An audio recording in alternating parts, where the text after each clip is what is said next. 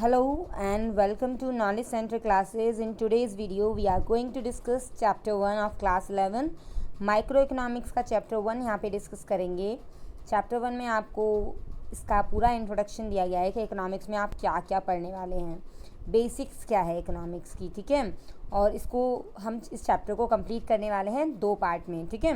ये वीडियो का first part है, तो यहाँ पे आप बेसिक जितने भी हैं इकोनॉमिक्स के वो सब आप सीखेंगे, ठीक है. वीडियो अगर आपको पसंद आए तो लाइक शेयर सब्सक्राइब ज़रूर करिएगा, जिससे कि आपको आगे नोटिफिकेशन मिलती रहे, ठीक है. चलिए वीडियो स्टार्ट करते हैं हमारे फर्स्ट टॉपिक से, जो है हमारा इकोनॉमी एंड इकोनॉमिक्स. इकोनॉमी क्या है ना, हमारी आर्थिकी और हमारे इकोनॉमिक्स जिसके बारे में हम पढ़ रहे हैं वो क्या होता है. देखो, इकोनॉमी एक सिस्टम है ना, एक ऐसा सिस्टम जो लोगों को रोज़गार और उनकी इनकम प्रोवाइड करता है, एम्प्लॉयमेंट और उनके लिए इनकम जनरेट करके देता है, एक ऐसा सिस्टम है. तो इकोनॉमी क्या है, अगर हम डेफिनेशन के तौर पे देखें तो economy is a system which provides people with the means to work and earn a living, ठीक है. मीन्स टू वर्क मतलब उन्हें रोज़गार दे रहा है, and earn a living income provide करता है, ठीक है. इट इज़ अ सिस्टम जो प्रोवाइड करता है लोगों को means of work and earn a living. Okay, economics देख लेते हैं. क्या है economics. Economics is about studying, okay, studying for what, economic problems. Economic problems जहाँ पे हम देखते हैं. अच्छा, इकोनॉमिक प्रॉब्लम किससे रिलेट करती हैं, जो अराइज होती हैं किससे, लिमिटेड मीन्स से. लिमिटेड मीन्स मतलब लिमिटेड रिसोर्सेज. यहाँ पे इसका मतलब क्या है, लिमिटेड रिसोर्सेज, ठीक है. क्योंकि हमें पता है हमारे पास अनवांटेड मतलब अनलिमिटेड वांट्स हैं. मतलब अगर हम चाहें तो हम लोग कभी कभी ऐसी डिमांड भी करते हैं जो हमें चाहिए भी नहीं होती है, अनवांटेड होती है, लेकिन फिर भी हम लोग अनलिमिटेड वांट्स अपनी करते रहते हैं. ह्यूमन की वांट्स कभी ख़त्म नहीं होंगी. हम लोग इंसान हैं और हमारी वांट्स और जैसे जैसे पॉपुलेशन बढ़ रही है बढ़ेगी. लेकिन बेटा लिमिटेड जो रिसोर्सेज हैं उनका तो ऑप्टिमम यूज़ हमें करना है ना, जिससे कि हमारे फ्यूचर जनरेशन के लिए भी अवेलेबल हो पाए. तो इकोनॉमिक्स क्या है, एक ऐसा सब्जेक्ट है जिसमें हम डील करते हैं उन सभी लिमिटेड रिसोर्सेज का रेशनल मैनेजमेंट, है ना, कि उन लिमिटेड रिसोर्सेज को हम किस तरीके से उनका रेशनल मैनेजमेंट करें, उनको यूटिलाइज करें, उनका ऑप्टिमम यूज़ कर पाएँ, जिससे कि हमारी इकोनॉमिक प्रॉब्लम सॉल्व हो पाएँ, ठीक है. चलिए यहाँ पे वापस से देख लेते हैं. ये तो मैंने ओरली बोल दिया. Economics is about studying economic problems arising due to the limited means या limited resources in relation to unlimited wants, ठीक है. अनलिमिटेड मतलब हम लोग की इच्छाएं ख़त्म नहीं होती ना. हम लोग हर चीज़ को अल्टरनेटिव यूज़ हमारे पास कितने सारे होते हैं. आप खुद सोचो, इलेक्ट्रिसिटी घर पे भी यूज़ करते हैं हम लोग, बिज़नेस में भी यूज़ करते हैं, हर जगह यूज़ करते हैं. वाटर है, आप उसे सब जगह यूज़ करते हो, अपने पर्सनल यूज़ में यूज़ करते हो. फार्मर लैंड है ना, उसे फार्मर भी यूज़ करता है प्रोडक्शन के लिए. हम भी यूज़ करते हैं अपने हाउस के फॉर्मेशन और उनके लिए, है ना. घर बन रहे हैं, वहाँ पे रोड्स वगैरह बन रही हैं, एस्टेब्लिशमेंट चल रहा है, इंफ्रास्ट्रक्चर स्ट्रांग हो रहा है. तो ये सारी चीज़ें आप देखते हैं क्या, कि एक कोई भी रिसोर्स है, चाहे वो ह्यूमन है या कोई भी है, आप भी तो एक रिसोर्स ही हो. आप लोग कहाँ कहाँ पे यूज़ होते हो. आप लोग देखो अपने फैमिली में यूज़ होते हो, उनके काम आते हो, बाहर अपने दोस्तों के काम आते हो, अपने खुद के लिए काम करते हो कुछ ना कुछ. फिर अब आप बड़े होकर जॉब करते हो तो अपनी फैमिली के लिए अर्न करते हो, अपनी फैक्ट्री के लिए वर्क करते हो. तो आप भी रिसोर्स हो. हाँ, तो लिमिटेड मीन्स यानी कि अनलिमिटेड वांट्स हैं, चीज़ें ज़रूरतें बढ़ती जा रही हैं, और हम ज़रूरतें बढ़ने के साथ साथ हमें उन लिमिटेड रिसोर्सेज को अच्छे से यूज़ करना आना चाहिए. और उनका अच्छे से यूज़ करना हम किस में सीखते हैं, इकोनॉमिक्स में सीखते हैं, ठीक है. चलिए इतना कवर हो चुका है, आगे देखिए. यहाँ पे हम देखेंगे इकोनॉमिक्स के टाइप्स के बारे में, कितने पार्ट में हम इकोनॉमिक्स को डिवाइड कर सकते हैं. तो याद रखिएगा, economics is a broadly divided into 2 parts. कौन कौन से देखेंगे यहाँ पे हम, ये 2 पार्ट्स में होती है. एक तो होता है हमारा माइक्रो लेवल, माइक्रो मतलब छोटा, ठीक है. सेकेंड है हमारा मैक्रो लेवल, मैक्रो मतलब बड़ा लेवल, ठीक है. तो ये दोनों लेवल देखने वाले हैं हम, दोनों इकोनॉमिक्स के बारे में पढ़ेंगे. सबसे पहले इंट्रो पार्ट में. सो इसे फर्स्टली हम माइक्रो यहाँ पे देखेंगे. माइक्रो क्या है, micro means small. So micro economics deals with the economic issues related to small economic units like an individual, ठीक है. इंडिविजुअल कंज्यूमर ले लीजिए, इंडिविजुअल प्रोड्यूसर, इंडिविजुअल फर्म और इंडस्ट्री और इंडिविजुअल मार्केट, ठीक है. क्योंकि स्मॉल लेवल पे है तो उन्हीं से रिलेटेड इकोनॉमिक इश्यूज़ के बारे में हम लोग पढ़ेंगे यहाँ पे माइक्रो में. ओके, चलिए यहाँ पे भी देख लेते हैं क्या बोला है. ये तो मैंने आपको एक्सप्लेन कर दिया. Micro economics studies the behaviour of individual economic units of an economy like house hold, firm, individual consumer और इंडिविजुअल प्रोड्यूसर एक्सेट्रा। ठीक है। अच्छा, यहाँ पे इसके मेन इंस्ट्रूमेंट क्या होते हैं? इसके मेन इंस्ट्रूमेंट हैं डिमांड एंड सप्लाई। ओके, और इसे हम इसलिए क्या बोलते हैं? It is also called price theory. Micro economics में हम प्राइस थियरी के बारे में भी देखते हैं। ठीक है। अच्छा, कुछ कंपोनेंट्स के बारे में बात कर लेते हैं आगे बढ़ने से पहले कि what are the main components of micro economics. तो यहाँ पे हम क्या क्या पढ़ते हैं? देखिए, यहाँ पे हम 3 मेन कंपोनेंट्स के बारे में पढ़ते हैं। कौन कौन से?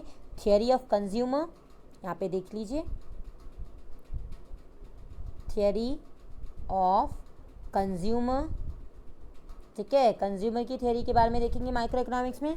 Number 2 theory of producer. ठीक है, आप यहाँ पे देख लीजिएगा, थियरी लगा दीजिएगा, थियरी ऑफ प्रोड्यूसर। और नंबर 3 क्या होगा हमारा? Theory of price.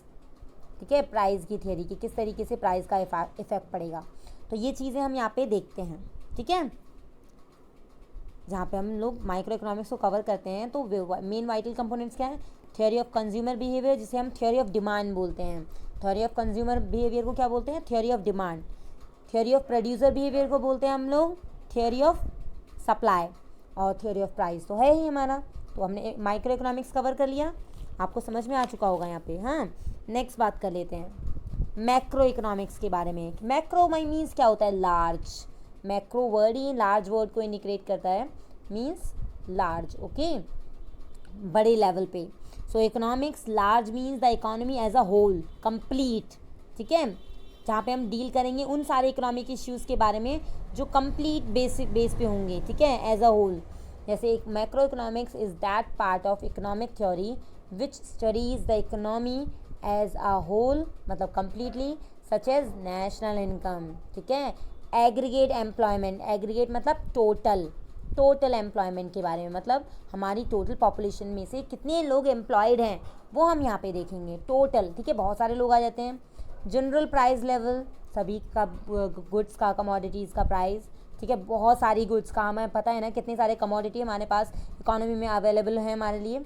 Even aggregate consumption, aggregate word हमने बता दिया आपको, टोटल कंजप्शन, टोटल पॉपुलेशन के थ्रू जितना कंज्यूम किया जा रहा है टू सेटिस्फाइंग देयर नीड्स, तो वो सारा यहाँ पे देखेंगे। एंड एग्रीगेट इन्वेस्टमेंट, ये सारी चीज़ें या ये सारे इकोनॉमिक इश्यूज़ हम किस में डील करते हैं, किस में पढ़ते हैं? मैक्रो इकोनॉमिक्स में पढ़ते हैं। So it's macro economics deals with the economic issues related to the economy as a whole. Okay, so इसके मेन इंस्ट्रूमेंट के बारे में बात कर लेते हैं। वहाँ पे तो था डिमांड और सप्लाई, लेकिन यहाँ पे होगा aggregate demand and aggregate supply. ठीक है, एग्रीगेट वर्ड क्यों जोड़ा है? क्योंकि यहाँ पे हम कंप्लीट इकोनॉमी के बारे में बात कर रहे हैं ना, होल, कंप्लीट पार्ट। तो it is also called the income theory और एम्प्लॉयमेंट थ्योरी। इसको हम इनकम थ्योरी या एम्प्लॉयमेंट थ्योरी भी बोल सकते हैं। अच्छा, जब बात करते हैं इसके वाइटल कंपोनेंट्स की, जैसे अभी माइक्रो में हमने देखा तो वहाँ पे वी हैव 3 वाइटल कंपोनेंट्स, तो यहाँ पे भी इसके 3 मेन वाइटल कंपोनेंट्स हैं। कौन कौन से? एक तो होती है थ्योरी रिलेटेड टू एक्विलिब्रियम। ठीक है, जहाँ पे हमारी aggregate demand, aggregate demand equal होती है किसके? एग्रीगेट सप्लाई के। यहाँ पे इसको AD से शो करते हैं, यहाँ पे आप अल्फ़ाबेट सीखोगे। Aggregate demand means AD, aggregate supply AS। ठीक है, तो अगर ये बराबर है, इक्वलाइजेशन में है, दैट मीन्स हमारे पास जितनी हम डिमांड कर रहे हैं उतनी सप्लाई हो रही है, तो ये क्या है? Theory related to equilibrium.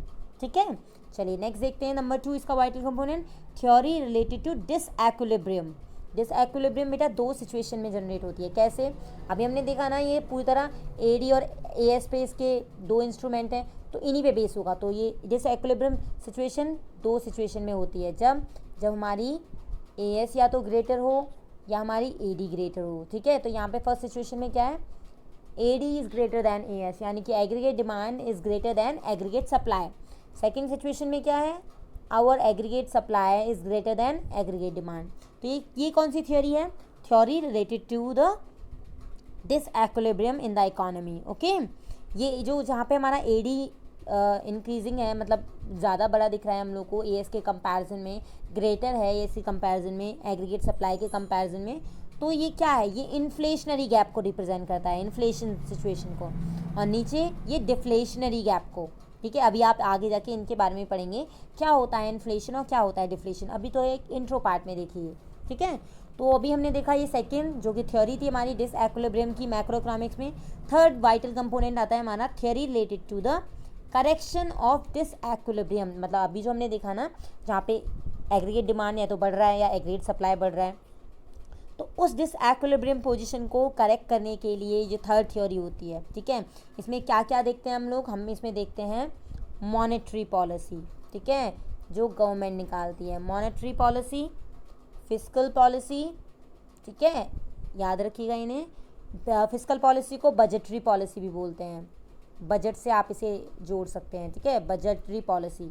अब नेक्स्ट है हमारा एक्सचेंज रेट पॉलिसी। अच्छा, एक्सचेंज का मतलब समझते हो? एक्सचेंज जहाँ पे हम फॉरेन करेंसी को इंडियन करेंसी में चेंज करते हैं।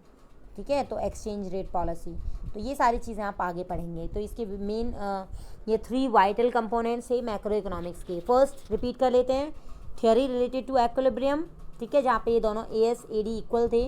ये अब सेकेंड थ्योरी थी डिसइक्विलिब्रियम से रिलेटेड, और थर्ड थी हमारी इनके करेक्शन से, इस डिसइक्विलिब्रियम को करेक्ट करने से रिलेटेड थी, जिसमें हमने मॉनेटरी, फिस्कल पॉलिसी और एक्सचेंज रेट पॉलिसी को देखा। अगर आपको ये समझ में ना आया हो तो प्लीज़ नोट करके तभी इसको एक बार पढ़िएगा, आपको क्लियर हो जाएगा। ठीक है, चलिए नेक्स्ट देख लेते हैं हम लोग यहाँ पे कुछ इंपॉर्टेंट टर्म्स। प्रोडक्शन क्या होता है, ये हमें ये पता होनी चाहिए ना।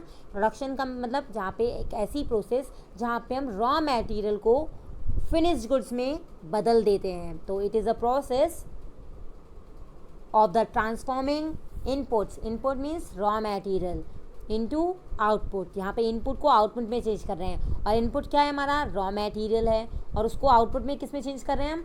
फिनिश्ड गुड्स में, फाइनल गुड्स में। ठीक है, जिन्हें हम कंज्यूम कर सकते हैं। तो वो ये क्या होगी, वो कौन सी प्रोसेस होगी जिसके थ्रू हम रॉ मटेरियल को फिनिश्ड गुड्स में प्रोड्यूस कर रहे हैं या चेंज कर रहे हैं? वो होगी हमारी प्रोडक्शन प्रोसेस। ठीक है, कंजप्शन क्या होता है? हम लोग सभी अपने कंजप्शन करते हैं, चाहे हम कपड़े यूज़ कर रहे हैं, खाना यूज़ कर रहे हैं, कोई प्रोडक्ट यूज़ कर रहे हैं, we are all consuming all the goods and services. So consumption is a process of using up of food और other like goods.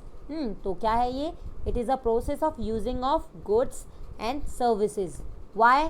To satisfy our needs. ठीक है, कंज्यूम हम अपने नीड्स को सेटिस्फाई, अपनी ज़रूरतों को पूरा करने के लिए करते हैं भाई। हाँ, क्लियर हुआ? चलिए, ये चीज़ें आपको पता होनी चाहिए। अब हमने पीछे देखा था जब हम इकोनॉमिक्स के बारे में पढ़ रहे थे कि इकोनॉमिक्स डील करता है इकोनॉमिक प्रॉब्लम से।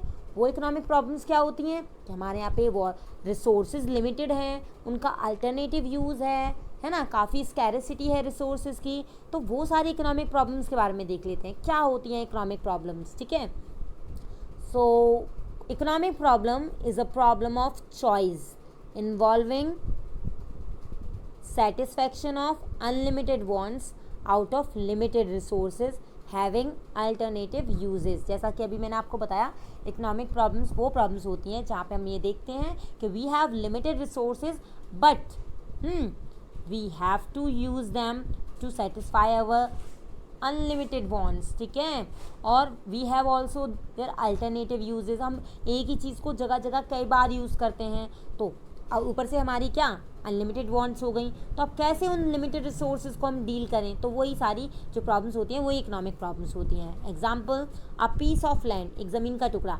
उसको आप कंस्ट्रक्शन के लिए भी यूज़ करते हो, घर बनाते हो, फैक्ट्री बनाते हो, स्कूल बनाते हो, पार्क बनाते हो।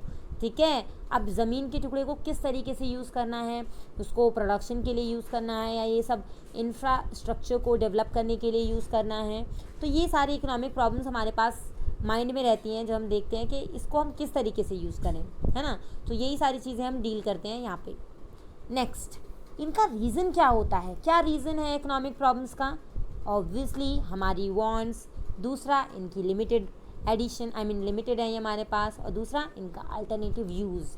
ठीक है, तो इसके स्लाइड के थ्रू देख लेते हैं। What are the reason of economic problems? So economic problem arises because of the scarcity.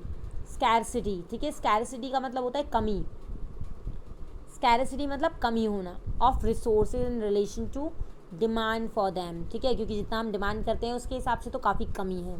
So economic problem arise क्यों होती हैं? Because our wants are unlimited, resources are limited and resources have alternative uses. ठीक है, alternative मतलब हम उसे multiple time multiple places पे उसे यूज़ करते हैं। ओके, चलिए ये क्लियर हो गया, अगर नहीं हो तो इसे वापस देखिएगा, ये तीनों इसकी इकोनॉमिक प्रॉब्लम है मेनली। अब स्कैरसिटी वर्ड आया था, स्कैरसिटी कमी, ये क्या होता है? ये वर्ड है स्कैरसिटी, इकोनॉमिक्स में हम इसे यूज़ करते हैं फॉर शॉर्ट सप्लाई, ठीक है, किसी चीज़ की कमी होना, कि भाई कमी हो गई है उसकी, है ना, तो स्कैरसिटी हो गई, शॉर्ट सप्लाई हो गई of the resources in relation to demand, जितना हम डिमांड कर रहे हैं उससे कमी हो गई, सप्लाई नहीं हो पा रही है, तो वो स्कैरसिटी कहलाएगी, ठीक है। तो resources of the economy are scarce with the result that the economy can produce all that the society needs, मतलब हमारे यहाँ पे जितने भी इकोनॉमी में रिसोर्सेज हैं वो स्कैर्स हैं, मतलब उनकी कमी है। क्यों? क्योंकि जितना प्रोड्यूस करते हैं और जितना सोसाइटी को चाहिए उसके मतलब जितना सोसाइटी को चाहिए उसके कंपैरिजन में हमारी इकोनॉमी में उतना प्रोड्यूस नहीं होता, ठीक है। सोसाइटी की नीड्स बहुत ज़्यादा हैं, ओके, नीड्स ज़्यादा हैं बट प्रोडक्शन लो है, तो इसी कारण क्या सिचुएशन क्रिएट होती है? स्कैरसिटी होती है, ठीक है, कमी हो जाती है या शॉर्ट सप्लाई हो जाती है, ओके। अब हमारे माइंड में एक चीज़ आ जाती है, क्या आती है? So the question arises, what do you mean by economizing the use of resources, या what do you mean by optimum utilization of resources? किस तरीके से हम इसका मतलब समझते हैं हम? तो it means the resources are to be used in such a manner that the maximum output is released per unit of input, मतलब रिसोर्सेज को इस तरीके से यूज़ किया जाए कि हम पर यूनिट इनपुट, मतलब raw material per unit use करके मैक्सिमम आउटपुट, ज़्यादा से ज़्यादा आउटपुट हम ले सकें, ठीक है। So it also means optimum utilisation of resources, okay. चलिए अब हम इकोनॉमी के बारे में डिस्कस कर लेते हैं, कि इकोनॉमी तो हमने अभी देखी थी लेकिन उसके टाइप्स नहीं देखे ना, वही देखने बाकी हैं। सो इकोनॉमी क्या थी? इकोनॉमी इज़ अ सिस्टम जिसमें लोगों को एम्प्लॉयमेंट और इनकम जनरेट हो रही थी, तो economy is a system by which people of an area earn their living, ठीक है। आप वो डिफ़ाइन और ये डिफ़ाइन, इनमें से कोई भी एक लर्न कर सकते हो इकोनॉमी के लिए। अगर हम इसको टाइप्स को बताएं कि कितने टाइप्स का होता है, how many types of economy are there, तो 1, 2 एंड 3। फर्स्ट है market economy, second centrally planned economy, third है हमारा मिक्स्ड इकोनॉमी, ठीक है। अब मार्केट इकोनॉमी क्या होता है? Market economy is a free economy, ठीक है, पूरी तरीके से स्वतंत्र होती है ये। क्यों? इन विच, क्योंकि ये इंडिविजुअल के थ्रू चलाई जाती है, रन की जाती है, इसका पूरा जो कंट्रोल होता है फ्री इकोनॉमी का, वो पूरी तरीके से कंट्रोल होता है किसी पर्टिकुलर मतलब प्रोड्यूसर के हाथ में, एक प्राइवेट सेक्टर के हाथ में होता है, ठीक है।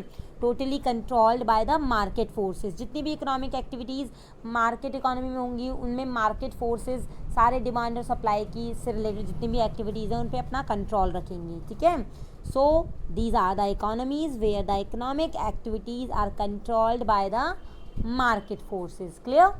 Centrally planned economy क्या होते हैं? इनमें वो इकोनॉमी आते हैं जहाँ पे कंट्रोल होता है किसका? सेंट्रल अथॉरिटी, यानी कि हमारी गवर्नमेंट का, ठीक है।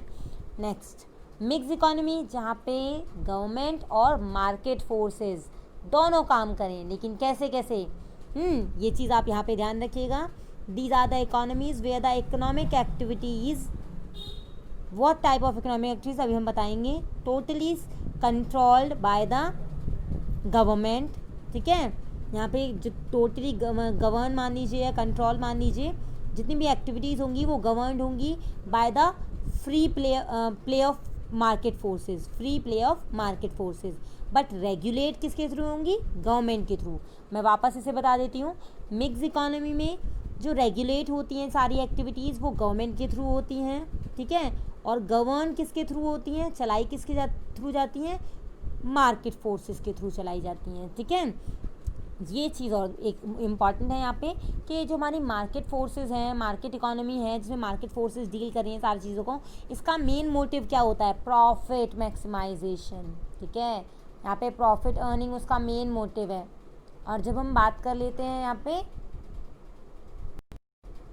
किसकी? सेंट्रली प्लान इकोनॉमी की, तो उसका मेन मोटिव क्या है? Social welfare, okay. यहाँ पे इसका मेन मोटिव हो गया प्रॉफिट मैक्सिमाइजेशन, और यहाँ पे सेंट्रली प्लान का हो गया वेलफेयर, लोगों की भलाई, ठीक है। तो ये वेलफेयर के लिए यूज़ करती है, प्रॉफिट के लिए। बट मिक्स के लिए बात क्या करेंगे? मिक्स होते हैं, दोनों मोटिव होते हैं, प्रॉफिट मैक्सिमाइजेशन भी और सोशल वेलफेयर भी, ठीक है, ये चीज़ें आपको क्लियरली समझ में आ गई होंगी। यहाँ पे मिक्स का याद रखिएगा, टोटली रिसोर्सेज कंट्रोल्ड होंगे गवर्नमेंट और लोगों के थ्रू। ठीक है, गवर्नमेंट के रूल्स चलेंगे, रेगुलेशंस चलेंगी, लेकिन जो बाकी सारी एक्टिविटी हैं वो मार्केट फोर्सेस के थ्रू होंगी। क्लियर? चलिए अब हम यहाँ पे बात कर लेते हैं पॉजिटिव और नॉर्मेटिव इकोनॉमिक्स। ये शॉर्ट में देखेंगे, उसके बाद हम लोग पॉजिटिव और नॉर्मेटिव को डिटेल में देखेंगे आगे। पॉजिटिव और नॉर्मेटिव इकोनॉमिक्स भी एक अलग से क्लासिफिकेशन है, जहाँ पे हम देखते हैं पॉजिटिव इकोनॉमिक्स वो होता है, ये रिलेट करता है इकोनॉमिक की ऐसी स्टडी के बारे में, या it is relates to the study of economic issues which are subject to verification. जिनको वेरिफिकेशन की ज़रूरत पड़े वो पॉजिटिव इकोनॉमिक्स में आते हैं। ठीक है, और नॉर्मेटिव इकोनॉमिक्स में कौन से रिलेट करते हैं? Relates to the study of economic issues which involve value judgement, या जो ओपिनियन पे, सजेशंस पे, इन पे, है ना, डाटाबेस पे डिपेंड करते हैं, ओपिनियन पे, सजेशन पे, उन पे डिपेंड करते हैं, वो नॉर्मेटिव इकोनॉमिक्स होती है। ठीक है, पॉजिटिव इकोनॉमिक्स में हम क्या देखते हैं? व्हाट इज़ क्या है, एंड व्हाट वाज क्या था, उस चीज़ से डील करते हैं। बट नॉर्मेटिव इकोनॉमिक्स में क्या डील करते हैं? व्हाट ऑट टू बी, है ना, क्या होना चाहिए। यहाँ पे ये देखते हैं, ये टोटली बेस्ड होता है पॉजिटिव इकोनॉमिक्स हमारे फैक्ट्स पे, है ना, फैक्ट मतलब कि इतना है पर्टिकुलर पीरियड टाइम पे, और ये हमारे बेस्ड होता है एथिक्स पे, मतलब व्हाट इज़ राइट और व्हाट इज़ रॉन्ग, ये सारी चीज़ें। अब यहाँ पे पॉजिटिव इकोनॉमिक्स में हम एक्चुअल डाटा वेरिफिकेशन देखते हैं, can be verify with actual data, जो हमें सेंसस में और बाकी और चीज़ों में दिया होता है, पर्टिकुलर डाटा दिया होता है एक्चुअली। और यहाँ पे किसी डाटा की ज़रूरत नहीं होती, क्योंकि यहाँ पे तो सजेशन और ओपिनियन होते हैं, और सजेशन और ओपिनियंस तो चेंज हो जाते हैं। हाँ, तो पॉजिटिव इकोनॉमिक्स में और क्या देखते हैं? In this value of judgements are not given. ठीक है, लेकिन यहाँ पे जजमेंट्स गिवन होते हैं, क्योंकि ओपिनियंस गिवन होते हैं। ठीक है, तो अब आपको यहाँ पे पॉजिटिव और नॉर्मेटिव इकोनॉमिक के बीच का डिफरेंस समझ में आ गया होगा। ठीक है, एक एग्जाम्पल दे देते हैं, उसके थ्रू और समझ में आ जाएगा। Listen carefully. When somebody says population of India is more than the population of China, देखो बोला गया है, लेकिन it is definitely a positive statement, but it is wrong, क्योंकि इंडिया की पॉपुलेशन तो चाइना से कम है। और मैंने अभी स्टेटमेंट में क्या बोला? India is more than the population of China, the population of India is more than the population of China, this is wrong. ठीक है, तो इसे वेरीफाई भी कर सकते हैं हम लोग। ठीक है, और ये हमारे पास डेटा में भी है, इसका एक्चुअल डेटा है हमारे पास, इसे प्रूव कर सकते हैं। तो चाहे वो गलत स्टेटमेंट हो या सही हो, लेकिन अगर उसका हमारे पास डेटा है, उसे प्रूव कर सकते हैं, एक्चुअल डाटा है, तो वो हमारा पॉजिटिव इकोनॉमिक्स में हम लोग देखेंगे ऐसे सब्जेक्ट्स को, ऐसे इश्यूज़ को। और कुछ ऐसे इश्यूज़ जहाँ पे somebody says that old age pension should be stopped, हम लोग ऐसे ही बैठे हैं मीटिंग लगा के, और उनमें से कोई बोलता है कि ओल्ड एज पेंशन स्टॉप कर देनी चाहिए, रोक देनी चाहिए, या रिजर्वेशन शुड बी स्टॉप्ड, तो इट जस्ट अ ओपिनियन, हाँ, एक विचार है, ये चेंज हो सकता है, कोई एक्चुअल डाटा के ऊपर डिपेंड नहीं करता। ये एथिक्स हैं कि हाँ ये चीज़ होनी चाहिए या नहीं होनी चाहिए। ओके, यहाँ पे आपने चैप्टर 1 के हाफ टॉपिक्स को कवर कर लिया है, इन्हें प्लीज़ रिकॉल कर लीजिएगा, रिपीट करिएगा जितनी बार हो सके, जिससे आपको अच्छे से क्लियर हो जाए। ठीक है, चलिए let's hope for the best. आप लोगों ने ये चीज़ें समझ ली होंगी। वीडियो को लाइक ज़रूर कर दीजिएगा, and thank you for watching the video. Please like, share and subscribe the channel. Okay.